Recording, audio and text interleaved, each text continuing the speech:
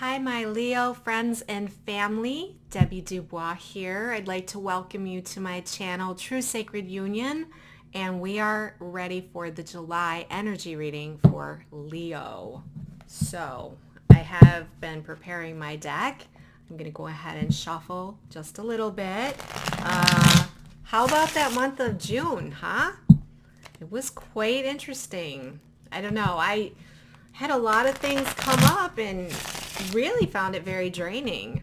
But at the same time, things were moving along. So I hope your June was very productive as well.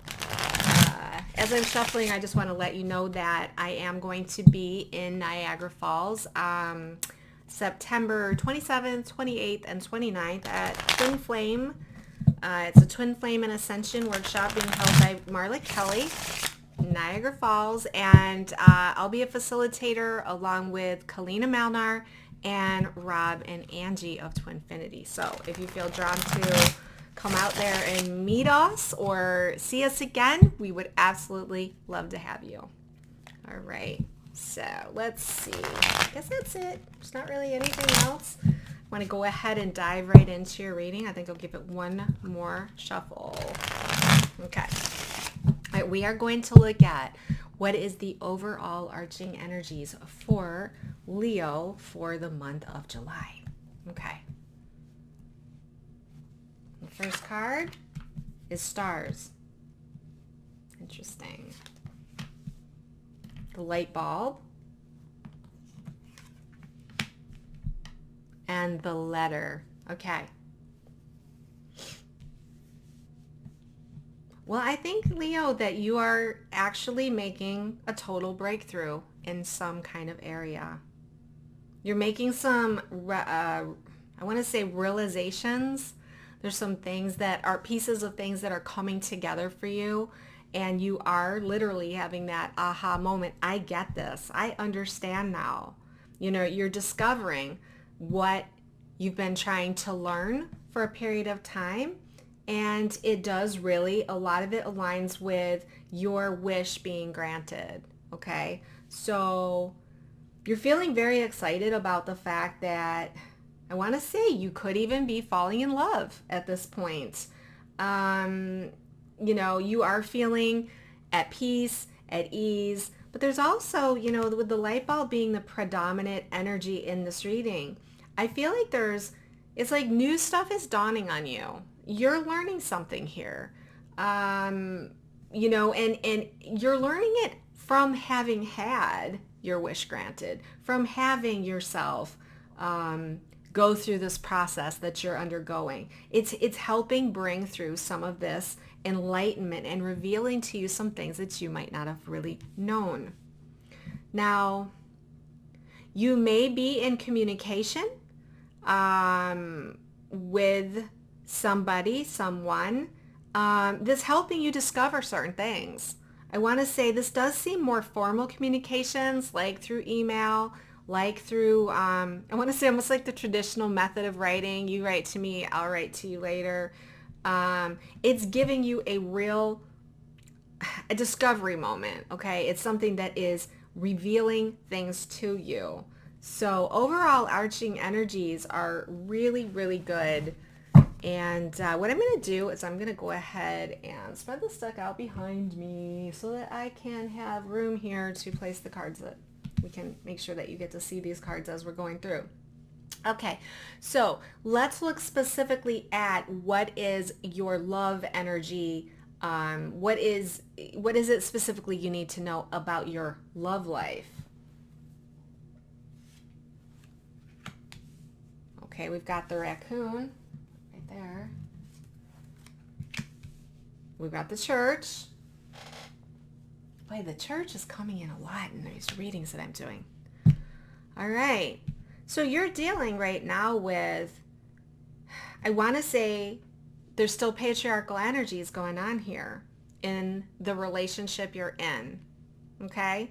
There is still, either you're dealing with religion or you're dealing with traditional programming. There's still some of that energy here. And the raccoon is here to remind you that you really need to be on the ball and resourceful when it comes to undoing some of this traditional information, traditional patriarchal information. Now, there is the marriage card here. You know, this is the marriage. I tend to think of this as being the more old energy kind of relationship. So I don't know if you're working through a marital kind of relationship, a more traditional relationship. But the raccoon is giving you the opportunity to solve some of those problems. And I want to apologize for the dogs. If I don't have dogs barking, I have kids, I have, you know, whatever. Last night it was fireworks. If I wait for silence, you will never get your reading. So again, going back to the raccoon, you know, you need that adaptability to deal with this energy. You need to get into the roots of what is this traditional dogma that you're dealing with. And it's probably holding you back from being in the highest place you could be when it comes to relationship. And I want to say that communication plays a really good part. You may be working with someone that you're in a traditional relationship with. You're helping them to, I want to say by communicating, you're going to have to overcome some barriers. You're going to have to, you know, I want to say compromise in that situation.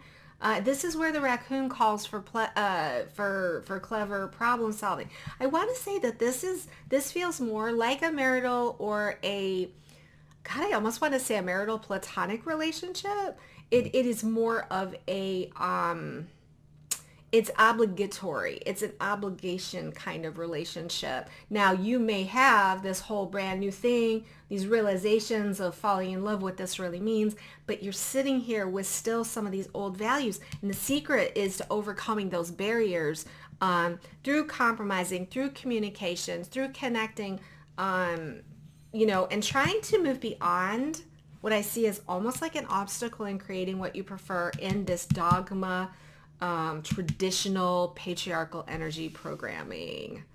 So that's what I get there. Let's go ahead and take a look at your creative expression. The stuff that you came here to do, the stuff that's going to be, oh, we got fish. This is the stuff that brings you your abundance. It gives you your creative challenges. And if you are in, you know, more of a 3D kind of job or whatever, this tends to show you what you need to do to get out of that and what to move into.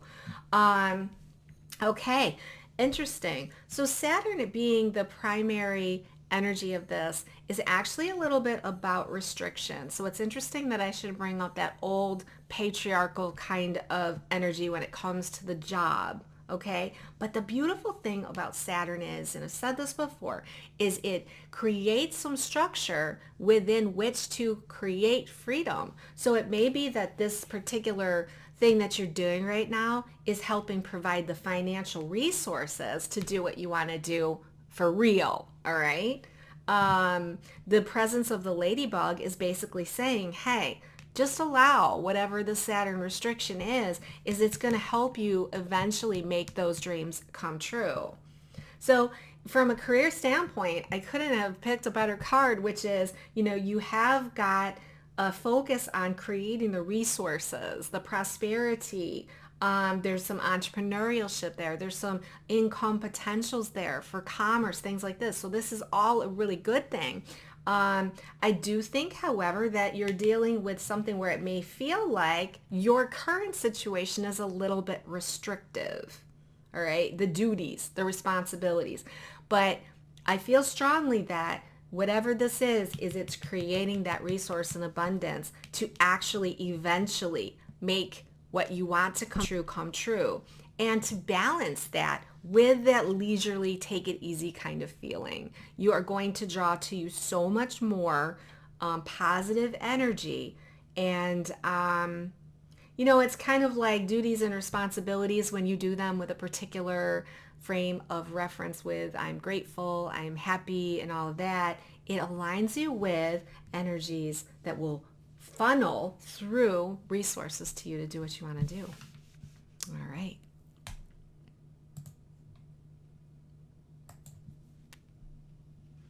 Now we're going to take a look at what your higher self wants you to know for the coming week. We've got Jupiter. Wow, we have Mercury. All right. And we have the child. Okay, so let me reach in here. I feel like this might be a little bit of a deeper message. Okay, this is the general information having to do with everything that Source wants you to know at this time. Primary card is Mercury. Okay. So a lot of what you're trying to do right now is going to be done through your thought process. Okay? Now that can be your own internal searching and your own thought process, but it could be an exchange and a sharing of ideas. Okay? This is the Magician. So this is the energy of, really creating something magical and very expressive, all right? And it's also electronics, and we're about ready to go into Mercury retrograde. We're probably in the shadow of it. So there's some kind of influence of Mercury retrograde, Mercury being a main card in this, which is, typically Mercury is a lively, quick energy. When we've got it retrograde, it kind of slows things down. That might be, I want to say the Saturn restriction. We're talking, again, a little bit of restriction here with that. We're in the shadow of that. But you're sitting here right now with the energy of Jupiter, which is an expansive energy. And it's also, it is the gratitude energy that we're talking about. If you can be grateful, like the ladybug energy, to create the resources. The Jupiter energy combined with this Mercury energy is about increasing and expanding. It is a luck card. It's the fortune card in the tarot. It's fortune, it's luck. Kind of goes along with the ladybug here. The energy of wishes coming true. In other words, Mercury, whether it's retrograde or, whether it's an emphasis of, direct, I would say it's probably not upside down here, but it is going retrograde. They're just saying to you things might slow down a bit. Things might have to slow down, but in the slowing down, the Saturn restriction, right, you are going to be increasing, expanding, not only, the growth of your project or your relationship, but you're increasing. You're increasing things. You're increasing all kinds of things, including your resources and your prosperity. So it may not seem like it, but then we've got the child, right? The child is about brand new. It's about beginnings. It's about this carefree energy.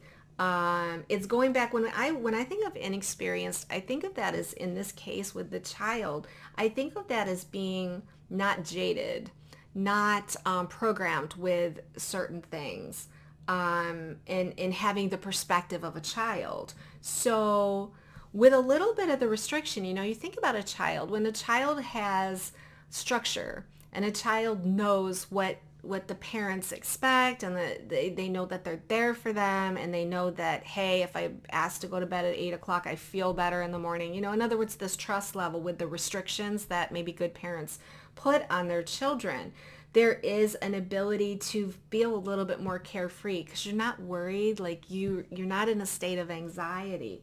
So that energy right there is calling forth this expansion, the expansion. And these two cards just keep coming up to me: expansion and resources, expansion and resources. So I'm going to go with that. And so this particular period of time, and you know what I'm going to do? I'm going to go ahead and I'm going to pull up Ascended Master card, which is going to give us, an opportunity to wrap all of this information up together. I tend to think of the Ascended Master cards. I really like working with them as like an overall arching energy because there seems to be themes of what we're working on. And, it's amazing how many different combinations of themes that we're working on can just change the meaning of everything. So let's just go ahead and see what comes up. We'll see if I get a jumper. If I don't, there's the jumper. Let's see what this card is. All right. Let it go. Okay. Let me just tune into that. Okay. When I see the let it go, the Kuan Yin card, I want to say there's an energy of falling in love. When you fall in love, you literally let go. You let go. There's that energy of being at peace, being in love, being in the gratitude state, and you let yourself stay in the moment of now. You let things evolve. It isn't only until later that we start trying to grab that steering wheel again. So, Source is saying to you in all of this, the secret is to let go. So in the case of this traditional programmed relationship, letting go and compromising is probably a really good idea. Keeping open lines of communications, which will help you overcome whatever barriers you're having with this person. It opens up your creative problem solving abilities when you let go, because you have a lot more answers in your heart than you have in your head. So letting go will bring you more in touch with your heart. In terms of letting go means allowing for restriction when it comes up, like the Saturn restriction in the creative expression. It's taking it easy. It's allowing what will be. It's to trust that eventually the wishes do end up coming true and that you're given all the resources that you need to do that. Letting go from the perspective of the expansion of your soul. How can you expand if you put up walls to expansion, right? You need to be able to let go and allow for everything to unfold the way it's supposed to. And a lot of times that will mean new beginnings as you start to feel a little bit more taken care of, that the energies of the universe, your higher self, your inner knowing, all of that, it's got you. It knows what it's doing. And when you let go, that allows you to be much more carefree and spontaneous and more childlike, which allows you to be more creative, which enables you to bring in more resources. It enables you to handle, relationships that need to be, I would want to say, transformed a little bit. And it helps in your overall soul recognition of, the discovery of your own enlightenment. So letting go is the perfect card to wrap this reading up with. I want to say thank you so much for joining me. I hope, Leo, that you got something out of this reading. If you resonate with this, please take a moment to like the video, share it with friends. And if you'd like to see more readings like this come down your feed, go ahead and press the bell, and that way you won't miss a thing.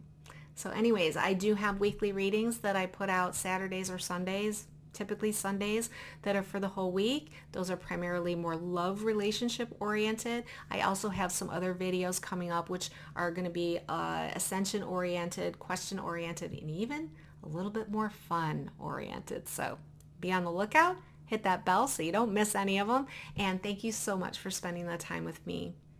Until next month on the Zodiac reading for Leo, namaste.